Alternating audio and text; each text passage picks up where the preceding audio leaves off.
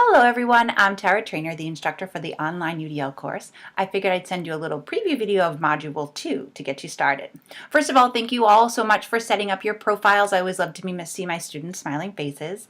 I know that most of you in Module 1 have read Chapter 1 by now, and you may have actually checked out the progression rubric to explore some areas where you feel you may already be implementing UDL. So you'd be checking out whether you're at the emerging level, the proficient level, or progression towards expert practice.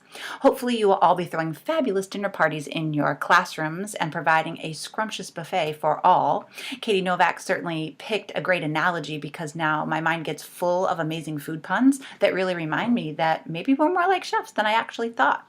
Okay, so let's get on to Module 2. When you go right on into it, it will show you that you have a choice of a few resources to check out. The first one is an article. It says what jobs are going to be around in 20 years.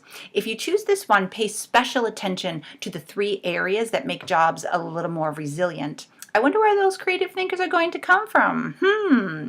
In the Forbes link, they talk about 20 careers that are actually headed for the dustbin.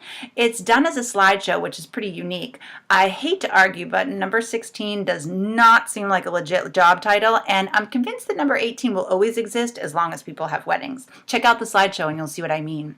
In the Hamilton Project link, you'll be presented with statistics and charts. In the article, 7 facts of non-cognitive skills. Now, don't shy away from this one. It looks daunting, but the information is really, really powerful. Plus, it gives huge kudos to every teacher out there who knows that social tasks and mindfulness definitely deserve a spot in our classrooms. So we want to make sure that we're turning these skills out in all of our kiddos.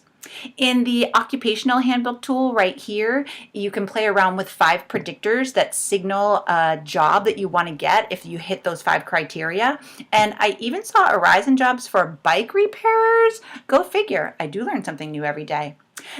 Down here, the ELL article is fantastic. It actually gives a lot of realistic ideas for some authentic learning opportunities in your classroom. And the ADHD article is an amazing shout out to all teachers and schools out there that realize how choice can really impact students and how important it is. I have to say the article might make you a little teary, just a warning.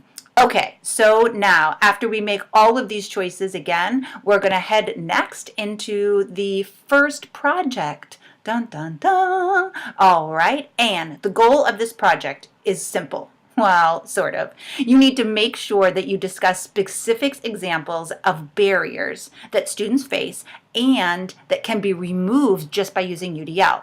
You're going to want to provide concrete tips and strategies that teachers can implement in their classrooms. You've got a lot of options here for things that you may want to use. You can design a blog.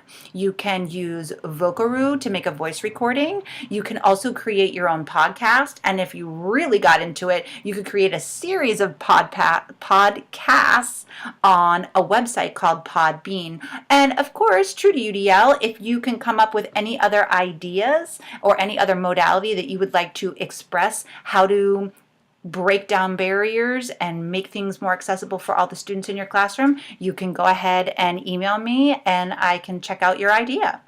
In the meantime, feel free to tweet your links to me at @TaraTrainerUDL too if you want to get those ideas out there. So feel free to email me anytime with any questions that you have. My cell is 978-758-7216 if you prefer texting. Enjoy your week, everybody. Bye.